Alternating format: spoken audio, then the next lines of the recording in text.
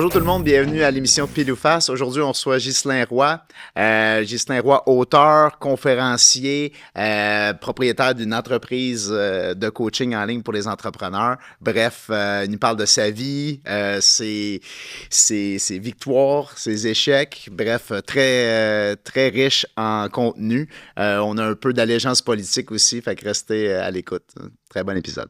Ghislain Roy, on est vraiment content de t'accueillir, Philippe et moi, au podcast Pile ou Face. Bienvenue. Ben, merci de me recevoir. J'attendais ça. J'avais hâte. Là. J'avais sincèrement hâte de vous voir. Nous autres aussi, on avait hâte. On en parlait justement, puis on s'est dit, écoute, on veut savoir, on veut connaître Ghislain. Je sais que c'est probablement pas en 1 heure de podcast qu'on va apprendre à te connaître, des centaines d'heures devant nous autres, mais si on avait une question à te poser, qui est Ghislain? Wow! Un peu moins générique, s'il vous plaît. L'homme généreux, OK, que j'ai rencontré. Ouais. Je veux apprendre à creuser un petit peu en arrière de l'homme d'affaires qu'on voit toujours sur les réseaux sociaux. Je suis, disons, un jeune ado qui a eu une enfance facile et difficile en parallèle.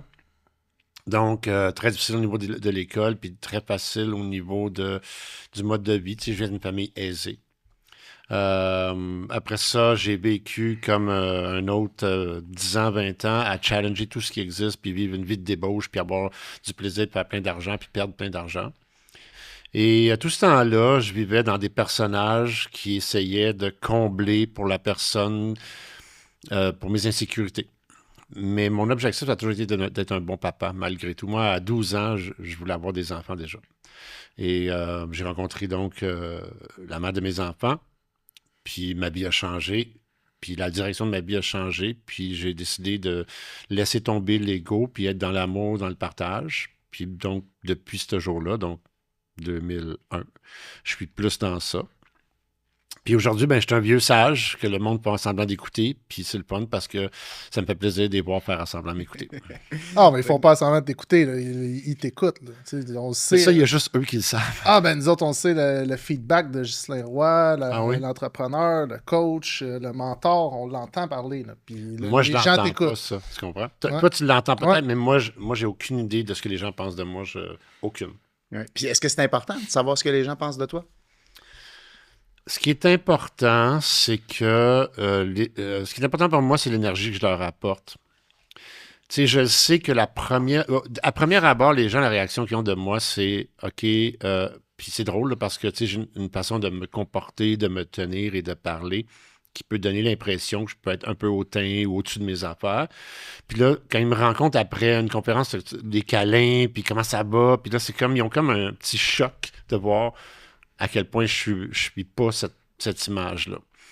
Fait que ça vaut plus que de savoir ce qu'ils pensent réellement parce que je le sens. Tu sais, quand vous êtes venu à mon lancement de livre, on a eu les signatures, puis tu sais, j'ai senti beaucoup, beaucoup d'amour. Les gens n'étaient pas obligés de me le dire, qu'ils ont apprécié ou pas, je l'ai senti. Fait que ça, pour moi, ça a énormément de valeur. C'est une très belle soirée en passant un lancement de livre. Merci. Tu as été généreux de ton temps. Puis, tu sais, lancement de livre, on s'attend à ce que quasiment tu lis le livre, c'est la scène. Mais ça n'a pas été ça du tout. Ça a été toi qui as partagé ton cheminement à travers tout ça. C'était vraiment agréable comme soirée. Merci. Puis encore à peine, parce que je me suis fait reprocher que j'ai laissé la scène à tout le monde, sauf moi-même. Oui, mais ça, c'est du Ghislain Roy. Ouais. C'est ça, c'est authentique. C'est authentique, Ghislain Roy. J'attendais un petit peu plus loin pour en parler, mais je voulais parler de notre première rencontre, puis peut-être que tu t'en souviens même pas tellement qu'il est généreux. Phil, je suis en train de donner ma première conférence, puis on est il y a peut-être 80-90 personnes, c'est des entrepreneurs. On me dit en fait que c'est des entrepreneurs, mais ce que je sais pas, c'est que c'est tous des solopreneurs ou des travailleurs autonomes. Puis Ghislain est dans la salle, puis là, je pose une question, puis je suis dans ma...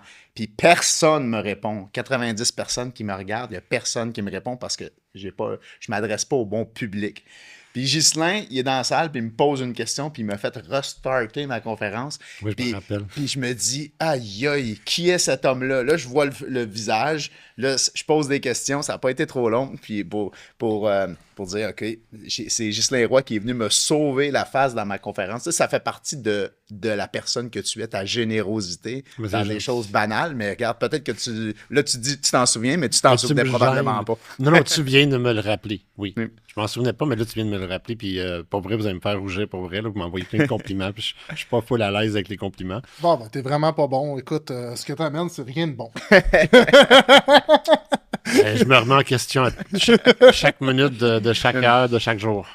Parle-nous de ton centre de formation. Tu sais, tu dis que les entrepreneurs au Québec manquent peut-être un peu plus de structure puis de suivi pour exploser. Puis on a de l'entrepreneurship au Québec, mais on manque d'encadrement, je pense. Puis je veux que tu nous en parles. Oui, puis, tiens, on va en parler parce que, tu sais, on parle de défis, on parle de réussite, on parle de s'emparger en business. Ben, ça, c'est un bel exemple. Les centres explosent. On parle des centres explosent d'empargement.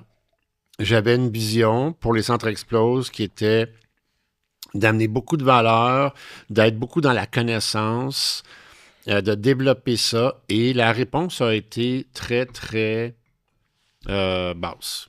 Des fois, les clients, on s'imagine qu'ils ont un besoin, mais ils répondent pas aux besoins qu'on veut combler. Oui, exactement. Ben, en fait, moi, je ne l'imagine pas. Ils ont clairement un besoin. Et donc, j'avais créé Explose. Les centres Explose, c'était des ateliers et des formations avec des experts. Fait que contrairement à les autres qui sont des gourous, qui te disent tout quoi faire, chaque atelier était fait par un professionnel avec beaucoup d'expérience. Et dans chaque atelier, il y avait aussi un mentor d'expérience qui pouvait challenger l'expert. OK. Fait que ce que je voulais, c'est que si on parlait de comptabilité, c'était un CPA qui était là, puis qui avait un mentor avec 300 employés qui pouvait dire oui, techniquement, tu as raison, mais dans le quotidien, voici comment ça marche.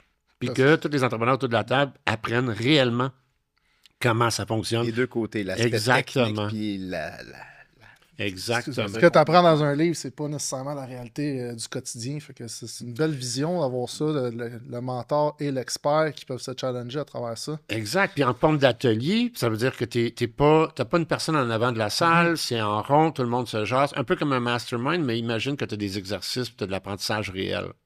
Puis tu as des vrais case studies qui te sont expliqués. Et bon, c'est très difficile de mettre ça en place, d'avoir tous les experts nécessaires. Puis deux, la réponse, comme je vous dis, ce que j'ai constaté, puis là, je vais me pas taper ses doigts, puis je me ferai pas juste des amis en disant ça, mais les gens veulent plus se faire dire qu'ils sont capables que comment le faire. Absolument. Et ça, c'est un réel problème au Québec. Tout le monde pense qu'ils savent déjà tout, qu'ils n'ont pas besoin des experts, puis qu'ils n'ont pas besoin de la connaissance, ils ont besoin plus de se faire motiver. Puis ça devient une drogue, parce qu'à chaque fois que tu vas voir un motivologue, 3 mois plus tard, tu as besoin d'un autre motivologue, puis après ça, tu vas chercher la classe, la formation de Grant Cardone, puis après ça, Grant Cardone, tu prends le 10 000 $ pour avoir le live de Tony Robbins, puis après ça, tu viens me voir moi, puis tu dis, hey, Justin, j'ai vraiment de la misère financièrement, puis je dis, OK, combien tu as dépensé cette année en coaching, en formation, puis en conférence, puis là, tu me dis 60 000. Je dis, mais gars, je viens de te faire 60 000 de profit. Ouais, c'est ça. Puis en arrière de tout ça, ce centre-là qui est vraiment dans une optique de générosité, c'est quoi ta motivation première? C'est d'amener... Il y a 5 ans, quand j'ai vendu mes entreprises, il y a 5 ans, moi, je suis sur le web depuis 93 ans, puis je suis actif dans tous les réseaux sociaux depuis toujours. J'ai monté des comptes, baissé des comptes, j'étais en marketing pendant des années. Et ce que j'ai constaté, c'est que depuis un petit peu avant la pandémie, mais surtout pendant la pandémie, il y a plein de pelleteux de nuages qui ont apparu à dire n'importe quoi. Et moi, je te dirais pas mal avant la pandémie. Et j'ai dit, OK, ça serait le fun qu'il y ait du concret. Fait que je suis allé voir qui faisait quoi dans l'industrie. Il y en a qui font du bon, les cas d'entrepreneurship Davos, mais encore là, c'est plus du coaching, c'est moins dans le concret des décisions. Puis je voulais juste amener quelque chose qui n'était pas nécessairement sur le marché, qui je croyais, comme vous l'avez dit, qui était un besoin. Mais des fois, je surestime la volonté des gens de réellement apprendre. Puis c'est pour ça que je l'ai fait. C'est que j'ai réalisé que les gens y adhéraient et dépensaient des dizaines de milliers de dollars dans des formations qui n'allaient pas les faire évoluer tant que ça. Leur donner le boost de confiance, mais à long terme, pas réellement agir adéquatement. Donc, la formation elle va être super bonne. Puis là, tu vas savoir que tu es capable de travailler sur ta business au lieu de dans ta business. Mais tu sais, la vérité, là, c'est que si tu ne travailles pas dans ta business pour les 10 premières années, ça n'arrivera jamais que tu vas travailler sur ta business. Ouais, exact. C'est ça. Personne ne te le dit, ça. Personne ne te dit que tu dois aller dans le shop, puis voir ce que ton ouvrier il fait, puis comprendre ce qu'il fait, comme ça, il ne peut jamais te dire non. Absolument, absolument. Comment tu peux dire à quelqu'un de faire quelque chose, tu es prêt à de le faire? Oui, bien, au moins, accepte qu'il te dit non. Oui. Parce que tu ne sais pas de quoi tu parles. C'est ça. Bon, ben, c'est ça. Ça, c'est des notions qu'on dirait qu'on oublie dans le parcours, puis on voit juste l'objectif, puis on court vers l'objectif, puis très souvent, les fortunes se perdent parce que la première montée, elle est bonne, mais de garder ce plateau-là, c'est très, très difficile parce que tu n'as justement pas les reins assez solides de passer les connaissances. Fait exploser, c'est facile, ce qu'on appelle du rapid growth. Là, quand je dis facile, là, on se calme, là, mais Partez-vous toutes des startups, c'est facile. oui, c'est ça. mais tu sais, ceux qui réussissent rapidement, très souvent, ils ont une confiance dangereuse. Fait que pour répondre à ta question, les centres exploits, c'était pour ramener ça. Là, en passant, depuis décembre, je revois tout. OK. J'ai tout mis à off, c'est tout sur pause. On va tout ramener ça dans les prochains mois avec une nouvelle structure, une nouvelle façon de faire les choses.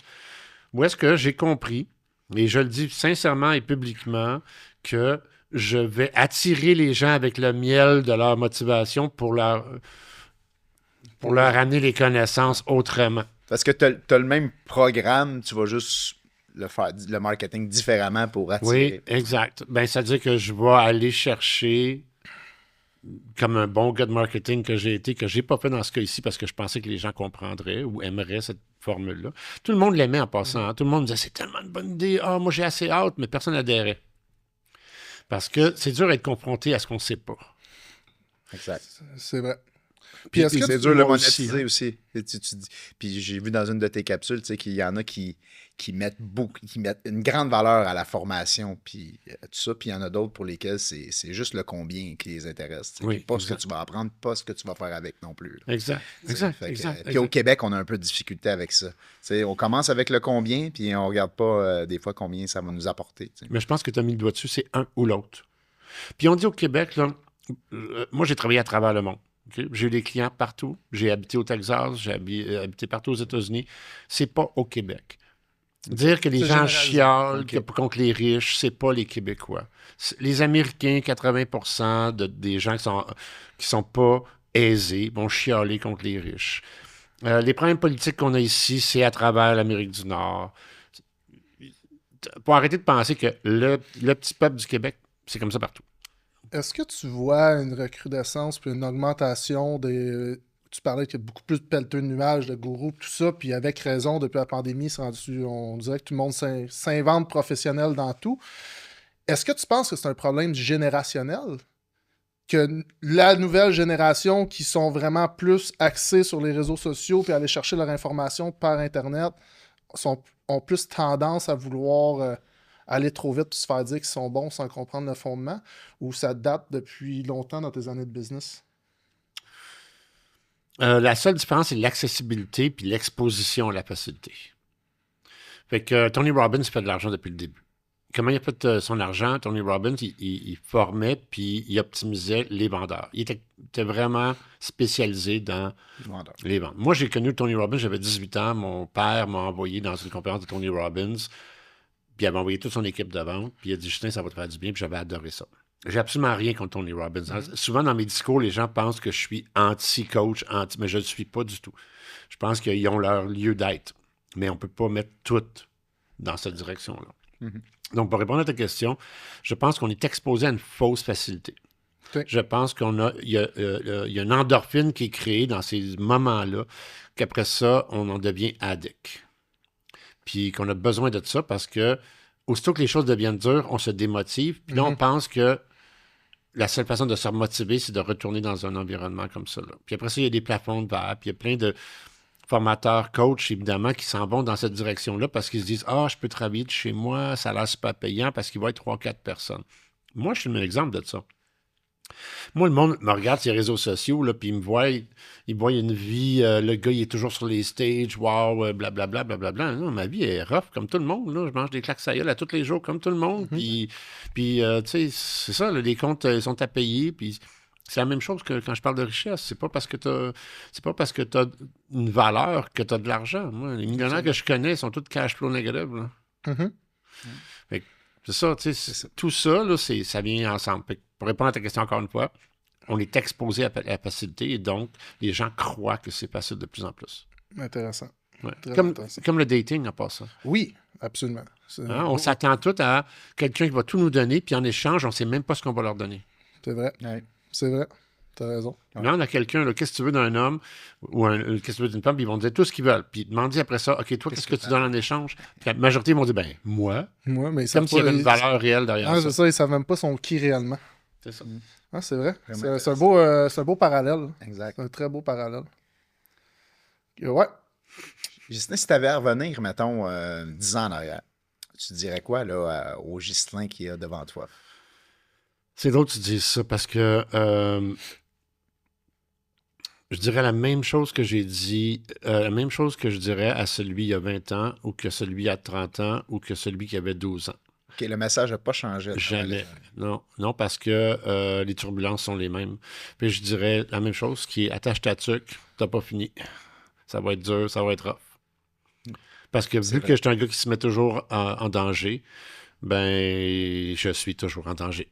Et c'est toujours difficile, c'est toujours rough. Puis aller contre-courant, c'est toujours difficile, c'est toujours rough. Tu fais partie de ces gens-là quand tu es dans ta zone de confort. Là, ça commence à te travailler de sortir de cette zone-là de confort. Ouais, je suis très rarement dans une zone de confort, à part avec mes enfants. Ouais. C'est pas mal mon moment zen. Moi, il faut que je m'éclipse. Puis quand j'étais jeune, je faisais ça aussi. Là, je partais 2 semaines avec des livres parce que je lis pas. Fait qu'il fallait que je parte dans le bois tout seul avec 2 livres. Puis là, je lisais mes livres, puis je revenais. Puis je devenais zen. Mais c'est ça. Sinon, je suis Ça toujours... t'apportait quoi, ces escapades-là? C'est des repos mentaux. Ok. Ouais, il fallait que je me vide le cerveau. Parce que c'est très Ça t'a aidé à repartir à la machine comme il faut en revenant de là. C'était juste un repos psychologique. C'était même pas de repartir la machine. C'est juste que ma machine, elle est sans arrêt à bouche. Tu sais, on se parle, là, j'ai plein d'idées en ce moment. Pendant que je vous parle, je suis déjà en train de concevoir 3 autres projets. C'est un peu changer le mal de place, je pense, plus que se reposer, parce que c'est de mettre les gens à intenses sont souvent à on, tu sais. Oui. Mais c'est juste de canaliser différemment ce qu'on fait versus s'éteindre complètement, c'est tough. Oui, où est-ce que je me différencie des conversations que j'ai avec des gars qui sont similaires à moi, c'est que je suis du genre à m'asseoir sur mon balcon puis regarder le coucher de soleil puis être capable d'oublier tout et juste admirer un coucher de soleil. Puis les gars qui sont comme moi, souvent, ils n'ont pas ce côté-là d'appréciation des petites choses. Puis je me compte très chanceux qu'on m'a inculqué ça. Est-ce que tu as beaucoup de projets, comme tu dis? Le moins, là. Oui, mais peut-être plus jeune, je vais revenir un petit peu en arrière. Ouais. Parce que les enfants sont quand même assez âgés. Mes enfants, moi? Oui. Non. Ils ont quel âge? Ma plus vieille, elle vient d'avoir 18, ma plus jeune a 12. OK, quand ben c'est ça. Sont dans comparativement à fille à fil. Ouais, c'est ça. Moi, c'est 2 ans et demi, là, tu sais. Pour mon âge, ils sont jeunes. Est-ce que l'équilibre famille-travail est difficile à trouver pour quelqu'un qui est aussi impliqué dans tous ces projets? Je vais répondre, vous étiez à mon lancement. Ça n'existe pas pour un entrepreneur, l'équilibre famille-travail. L'équilibre de vie pour un entrepreneur, ça n'existe pas. N'importe qui pense que ça existe n'est pas un entrepreneur. Ça n'existe pas. Alors, il faut que dans le manque d'équilibre, le moment qu'on est en famille, on soit là à 300%, même si ça n'existe pas mathématiquement. Si tu es avec ton kid, tu n'es nulle part d'autre. Ton téléphone est fermé. Tu le sens, tu mets ton nez dans son cou, tu le tiens dans tes bras, tu tiens ta blonde à 200 fois plus fort que tu l'as. C'est ça. C'est la seule chose. C'est qu'il faut que tu absorbes tous ces moments-là familiales, puis ta conjointe ou ton conjoint, dépendant de la situation, ça, c'est la partie difficile, doit comprendre que c'est pas par manque d'amour, manque de volonté que tu n'es pas là. C'est que Manque d'intérêt. Exactement. c'est vrai. Puis tu ne dois pas te perdre dans ton travail non plus. Dans le sens que le problème des entrepreneurs, c'est qu'ils vont, à un moment donné, s'échapper vers... Tu sais, quand ça va pas bien à la maison, qu'est-ce qu'on fait? On descend dans le sous-sol puis on travaille. Là. Exact. Ça, c'est ça qu'il Moi, faut j'étais le plus premier, faire. là. J'allais m'enfermer dans mon bureau, puis je partais sur plein d'affaires qui n'étaient même pas en lien avec le travail, mais je m'enfermais. dans mes L'échappatoire. choses. Ouais, Ouais. l'échappatoire. Moi aussi, en passant, hein, moi, là, je suis probablement le meilleur coach au monde dans le sens comme les coachs olympiques parce que ils n'ont jamais été capables de compétitionner, puis ça fait d'eux autres des très bons coachs. Là. Mhm. Ben, ça, c'est un bel exemple de tout ce que je te dis qu'il ne faut pas que tu fasses, là, je le fais, moi. Tu comprends? Mais tu sais qu'il faut pas que tu le fasses. Ben oui, parce que j'apprends, puis je m'efforce, puis je travaille là-dessus, mais c'est sûr que j'aime pas la confrontation. Et je fais 6 pieds 2, je pèse 220 livres. Fait que si moi je prépare dans une confrontation, c'est amplifié fois 1000. Mhm. Si moi je crie, là, déjà je parle fort. Fait que imagine-toi si je crie. Des fois je parle fort, le monde pense que je crie. Fait que tout ce que je fais est amplifié par ma corpulence, puis mon être, puis, tu sais, vous dites que je dégage beaucoup, mais ça veut dire que quand je suis choqué, Ouais, ça- fait que je peux pas me permettre ça. Fait que c'est pour ça que je m'en vais, puis toi aussi, tu as probablement la même situation, je m'en vais me cacher dans mon petit raccoin, puis je mange mes croûtes, parce que je sais que l'excès, pour moi, a l'air 10 fois pire que ce qu'il est vraiment. Exact, absolument. Absolument. Tu parlais à ton lancement de livre, justement, que tu avais vécu, tu avais monté des entreprises avec des partenaires, là, mais tu Oui. avais monté des entreprises millionnaires, puis ensuite de ça, que ça avait descendu, puis ensuite de ça, tu as réussi à remonter ça. Parle-moi de... C'est encore le cas. Là. C'est Ça encore arrête le cas, jamais. Oui, ça arrête jamais. C'est un Est-ce que éternel Est-ce que c'est recommencement. un passage obligé pour un entrepreneur? Non.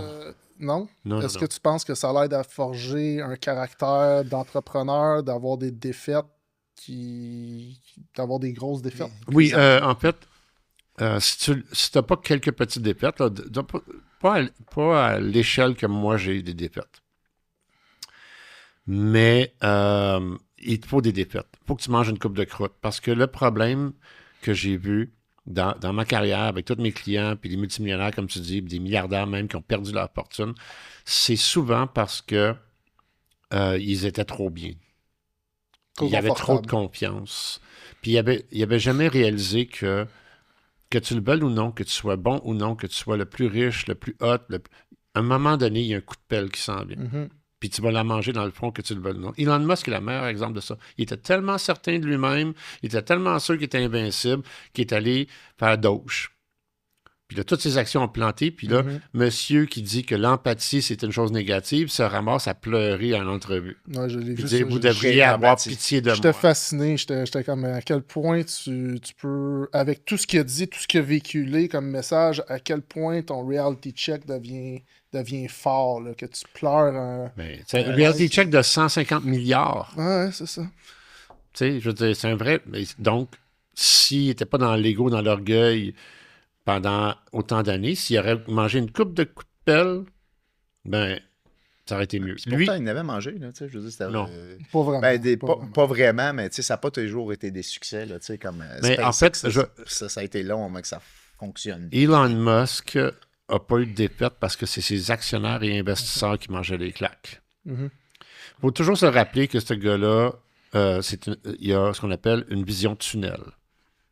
Donc, quand il voit un objectif, tu sais, tout le monde dit que c'est un génie, là, mais c'est un génie, mais c'est juste dans une fraction de son cerveau. Parce que le reste de son cerveau, il est pas mal à off. Mhm. Puis c'est pour ça que je dis tout le monde, arrêtez de dire qu'il est intelligent, il n'est pas si brillant que ça, ce gars-là. Non, je sais, là, je vais me faire vraiment garocher des roches par les pros Elon Musk, là. Mais il y a une vision de tunnel. Puis il veut se rendre là coûte que coûte. Que ça soit de mettre tout le monde à la porte, que ça soit n'importe quoi. C'est pas important. Lui, l'objectif, c'est l'objectif. Et c'est ce qui a fait qu'il a réussi. Tesla n'allait pas faillite? Non, il ne fera pas faillite. Moi, je m'en vais là.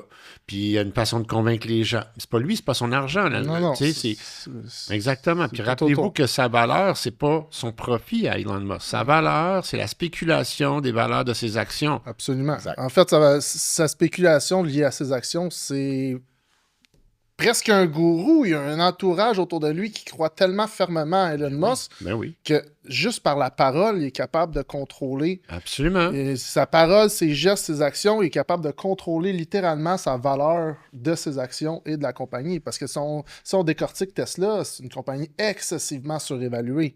Mais toutes ces compagnies sont Exact. surévaluées. C'est vraiment C'est l'homme sa derrière force, ça. oui. Elon Musk part, Tesla drop d'au moins 50% dans les jours suivants. Ce qui a fait de PayPal la compagnie qu'elle est, Mhm. qu'elle est devenue puis qui a pu la vendre, c'était l'équipe, là, ce qu'on appelle le PayPal Mob, là, la mafia PayPal. C'était pas Elon Musk. Elon Musk, c'était le nerd coder en arrière là, qui gérait une partie de ça, mais si c'était pas du regroupement de la mafia PayPal, là, puis en passant du mafia, c'est juste parce qu'on les nomme Oui, comme ça, là, c'est leur surnom. Là. On comprend. Mais parce que tout le monde dans PayPal sont maintenant à la tête de la majorité des grosses tech companies au monde. C'est pour ça qu'on appelle ça le PayPal Mafia. Mais en tout cas, tout ça pour dire que oui, c'est vrai, c'est un génie. Là, j'enlève pas ce qui est.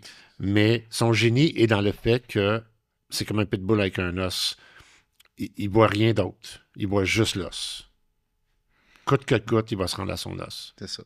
C'est pas des gens très empathiques habituellement. Non, mais à quel point ça peut être une force à certains niveaux aussi d'être. Tu sais, la vision tunnel, moi, je suis jamais pour. J'aime tout le temps voir l'aspect at large de tout. Mais être capable, par exemple, de focusser sur une chose puis se rendre coûte que coûte, c'est quand même nécessaire quand tu es un entrepreneur. Fait que la question, elle est basée sur la profitabilité et la valeur d'une personne financière seulement. Et j'ai été dans un mouvement dernièrement, je n'aimerais pas de nom, je ne serais pas rien, mais quelqu'un m'a posé une question par rapport à une entreprise, puis j'ai répondu, le résultat, le consommateur adore le résultat, mais les dommages collatéraux vont à l'encontre de mes valeurs. Fait que je comprends ce que tu dis, mais moi, dans mes valeurs personnelles, j'aime mieux être cassé que de faire souffrir du monde. Absolument. Moi aussi, je Fait que, dans nos visions, là, Ouais. oui, pour l'objectif, tu as raison. Mais pour le dommage que ça cause en chemin, peut-être pas tant. Ben, C'est ça, c'est un manque d'empathie sur le dommage collatéral. Là. Tu sais, c'est ce que moi, j'ai Entre pas. autres. J'ai trop d'empathie pour faire souffrir autour de moi pour me rendre à mes objectifs. Ouais, même chose pour moi. Ça a été même pénalisant dans le passé pour moi. Ouais, exact. Comme la plupart des entrepreneurs un peu émotionnels. On considère les gens qui nous aident à s'élever. En fait, c'est ça aussi. Là. C'est difficile Moi, de j'ai pas planter toujours quelqu'un qui eu vient ça. t'aider à t'élever. Là. Oui, c'est T'sais, ça, mais exactement. ces gens-là, ils n'ont pas de misère à faire ça. Aucun. Mais ils le voient pas. Tu sais, les gens disent « Oh, il est méchant. » Il est pas méchant. Il le voit pas. Ouais, ben, des fois, je me dis, j'aimerais ça être celui qui le voit pas. Moi, ils voient jamais rien, ces gens-là. Mais à un moment donné, Mais moi, j'étais comme ça. Là. Il y a une période dans ma vie où j'étais comme ça. Comme tu as dit tout à l'heure, j'ai tendance... Moi, faut que je sois en danger. Donc, si ça va trop bien ou si j'amène mon entreprise à un certain niveau, il faut que j'avance ou faut qu'il arrive quelque chose. Puis, s'il arrive à rien naturellement, ben je me sabote.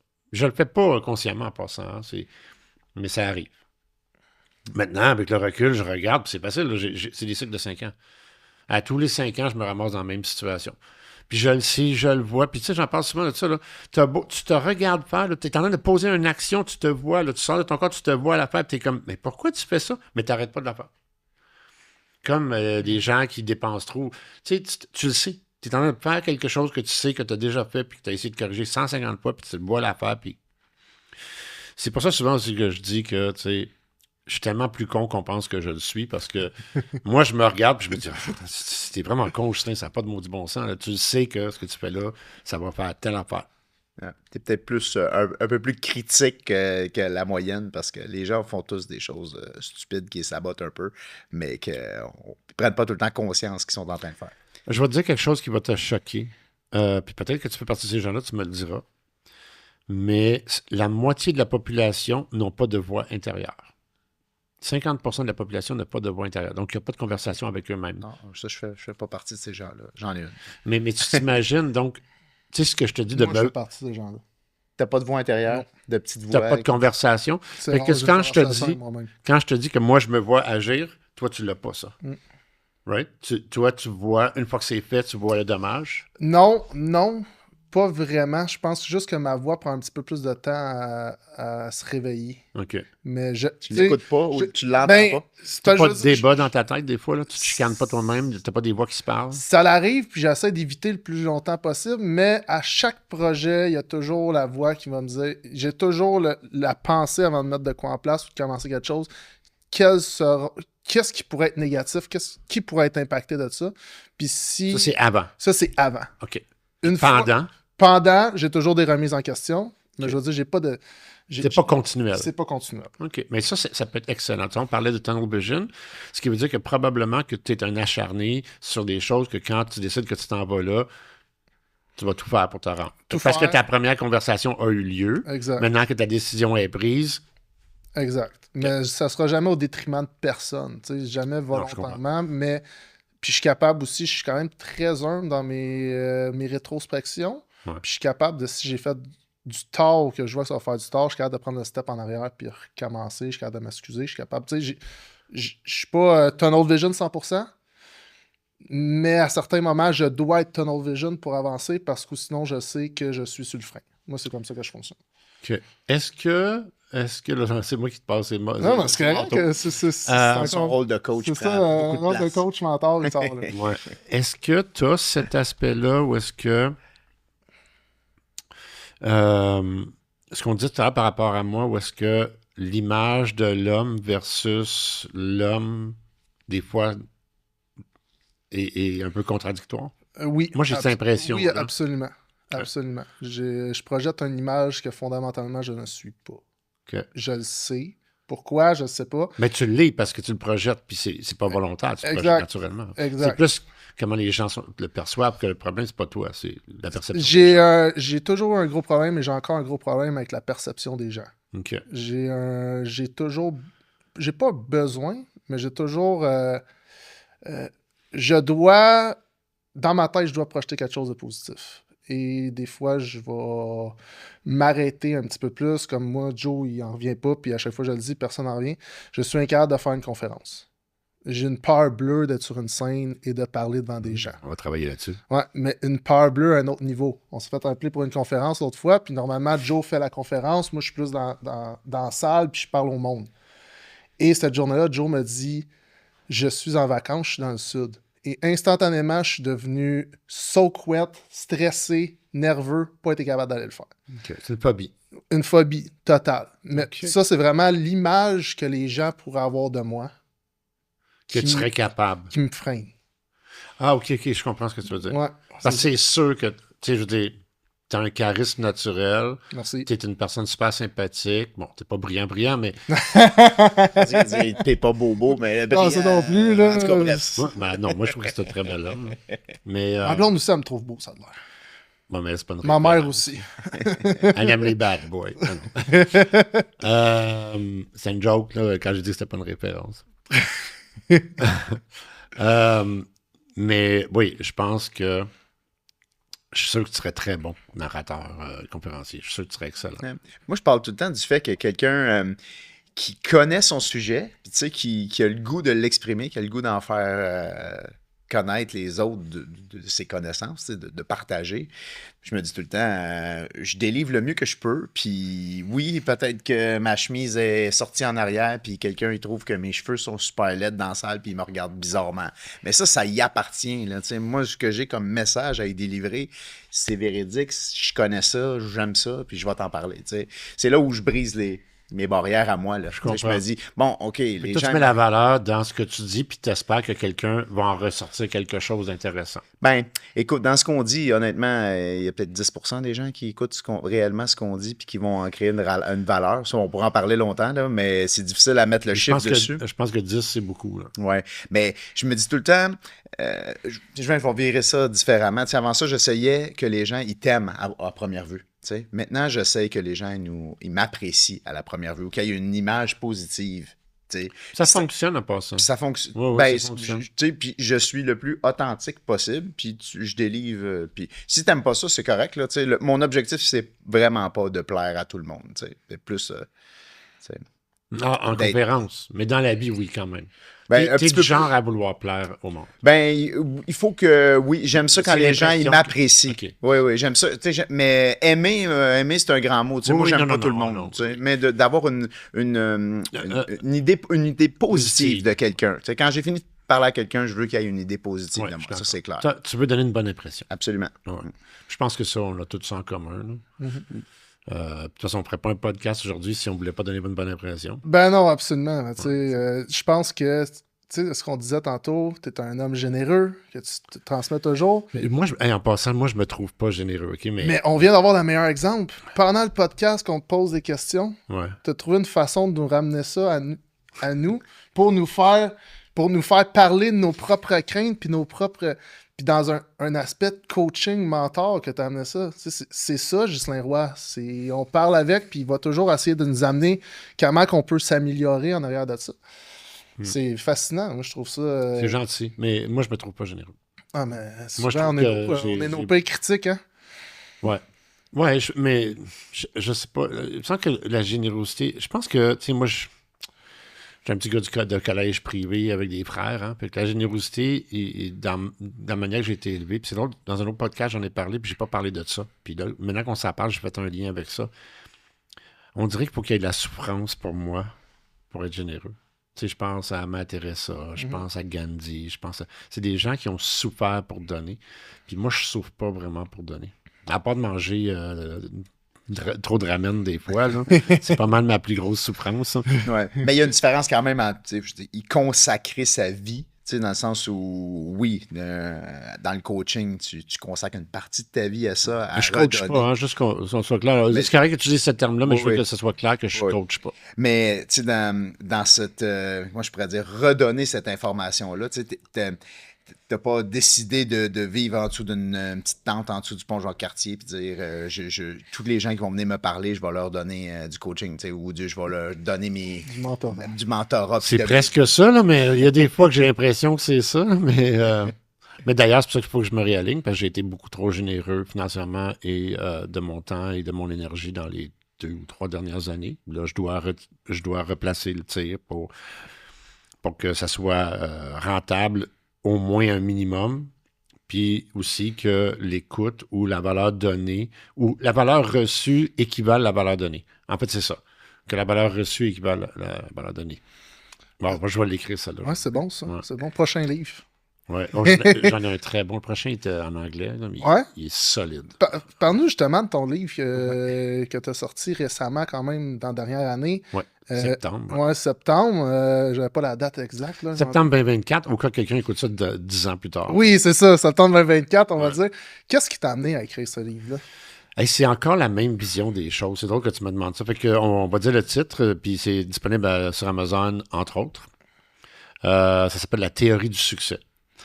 Puis parce que j'ai eu les hauts et les bas, les entreprises qui ont fait beaucoup d'argent puis qui ont perdu beaucoup d'argent, puis dans tous les domaines, parce que comme vous le savez, si quelqu'un va sur mon LinkedIn, puis petit side note, allez sur le LinkedIn des gens, apprendre c'est qui, fiez-vous pas à leurs réseaux sociaux. Le CV est là, les recommandations sont là, tout leur parcours est là. Fait que quand vous avez un coach ou un mentor pour savoir s'il y a de l'expérience, allez sur son LinkedIn. Puis si votre LinkedIn est vide, ben tant mieux parce que les gens vont savoir que vous ne faites pas grand-chose. Faut que je travaille mon LinkedIn, faut croire.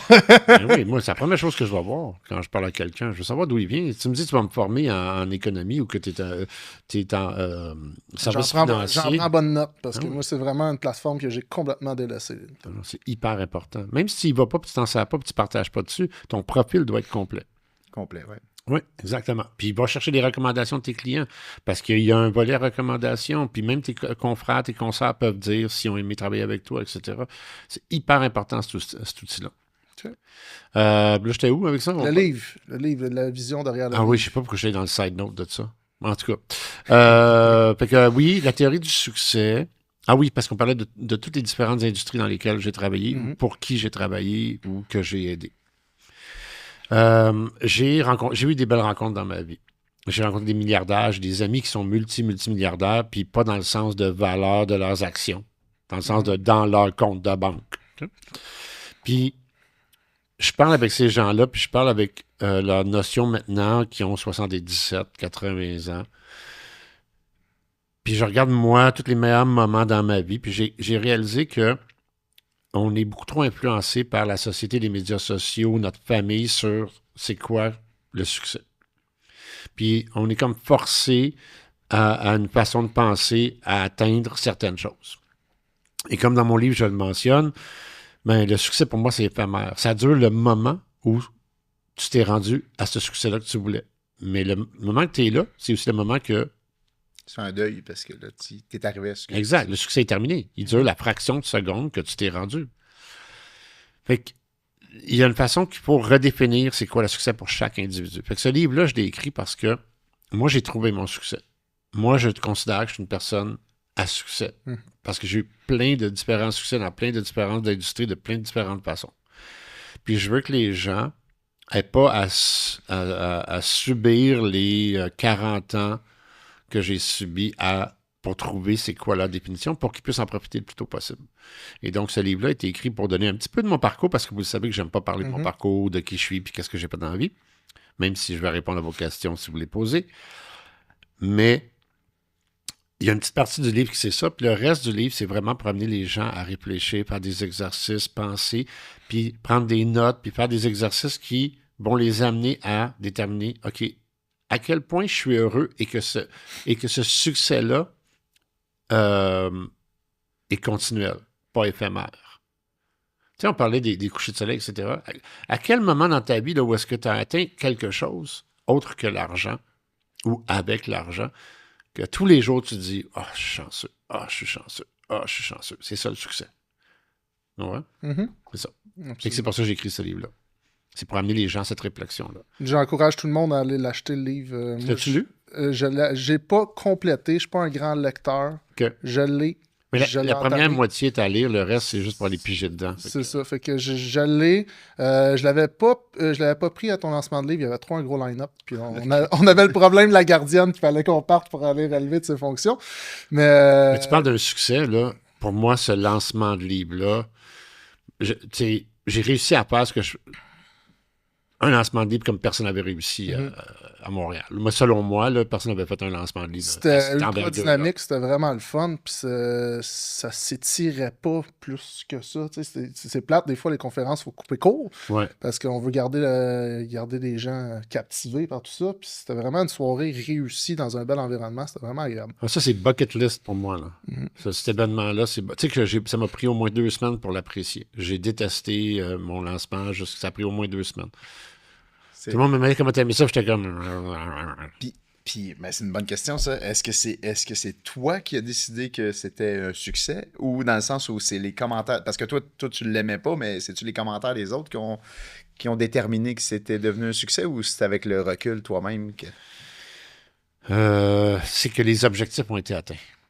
Okay. Puis les comparables, parce que tu penses avec des comparables, tu sais, remplir une salle de 350 personnes pour un lancement de livre d'un gars qui est à peine connu, d'avoir des sommités sur le stage avec qui je peux échanger, d'avoir une salle impeccable, la nourriture impeccable.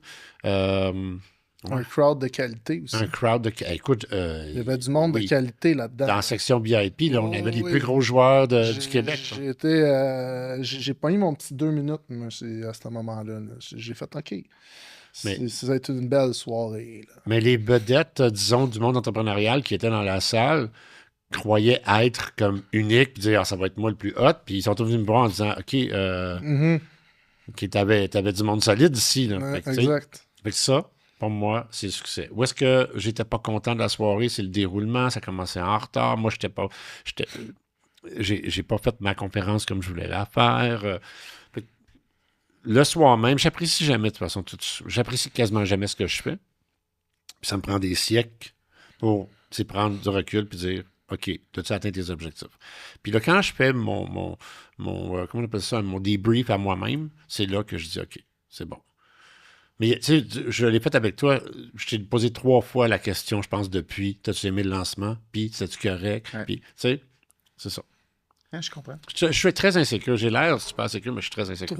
3 petits segments avant de terminer. Nos segments classiques. Là, on a changé le pacing complètement. C'était bien trop. Désolé. Non, c'était bien trop le fun. C'était bien trop intéressant.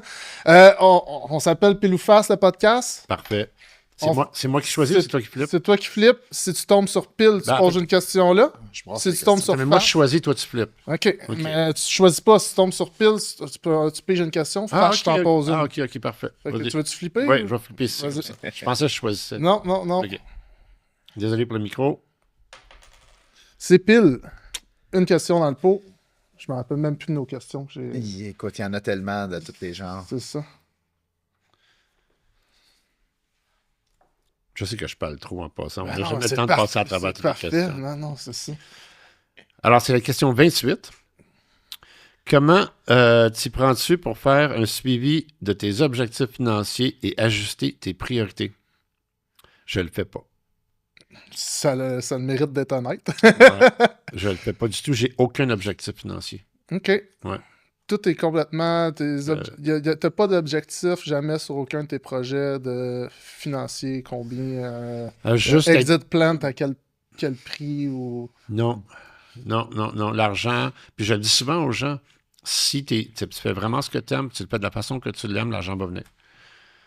Puis éventuellement, je vais donner un exemple, le condo que j'ai acheté là, après ma séparation, pendant, tu sais, je voulais pas le vendre, mais quelqu'un est venu me voir un an après que je l'ai acheté, une chance, parce qu'il faut que ça passe un an, puis ils m'ont offert un prix, ils m'ont dit, donne-moi ton prix. Tu sais, moi, c'est souvent comme ça. Fait que j'ai pas d'objectif financier parce que je pense que ça va venir tout seul. Puis si je fais bien ma job, ben l'objectif atteint, c'est celui que j'aurais dû me fixer. Merveilleux. Ouais, j'aime ça. Ben, il y a tout le temps, moi, je dis toujours à nos clients qu'il y a toujours deux aspects importants. Il faut que le qualitatif fonctionne avec le quantitatif, tu sais. Puis, Oui, exact. Puis c'est un petit peu ça, tu sais. Tu es quelqu'un d'axé plus sur le qualitatif, tu sais, que ça se passe bien, que ce soit agréable, puis que l'argent vienne par la suite. Puis, mais j'ai l'oreille ouverte dans le sens que si, on va dire, on parlait d'investissement ou gestion de portefeuille, qui est un petit peu votre expertise, ben c'est sûr que je suis pas du genre à dire genre mon portefeuille. Je suis du genre à t'appeler et dire là, Elon Musk dit telle affaire, de telle façon, t'achètes tant. Comprends? Ouais. Puis, mais je recommande aux autres de faire S&P 500. Ça, c'est sûr. Si t'as pas du S&P 500, t'es con.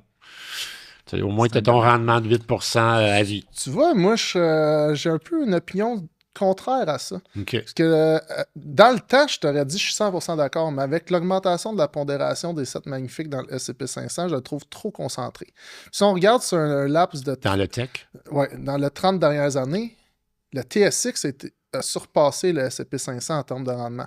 Oui. Fait que moi, j'ai une vision, si on est plus all-in sur un indice, j'ai tendance non, mais j'ai pas dit all-in. J'ai dit faut que tu ailles du... OK, parfait. Moi, tu vois, j'ai un penchant plus vers le TSX à cause justement la faible volatilité. Oui, non. Premièrement, moi, je suis jamais dans mes investissements, je suis jamais all-in. J'ai de la crypto, j'ai du S&P 500, j'ai du penny stock. Alors, ça, c'est compliqué. C'est un dossier qu'on... Dans le prochain podcast qu'on prend ensemble. Prochain podcast, on parle de ça. Là, je gère la succession de ma mère, puis ça implique beaucoup d'immobilier. C'est super compliqué.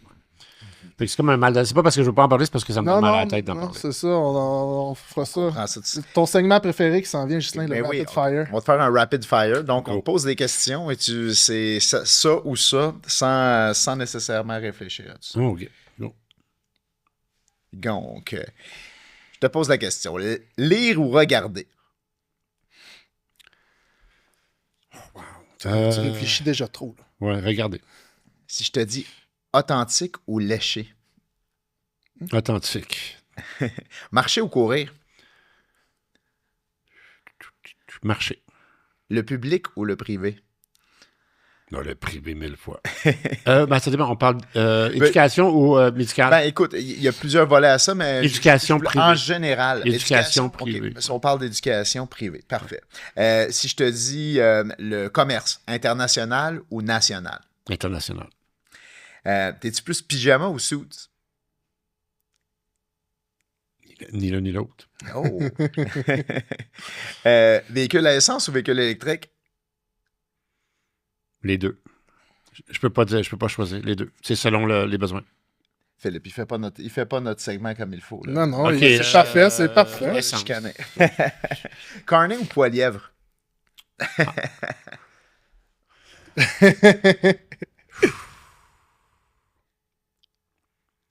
Hey, là, je suis obligé de... Les hommes. Là, on va dépasser sur le temps un peu parce que... Les hommes sans les allégeances politiques.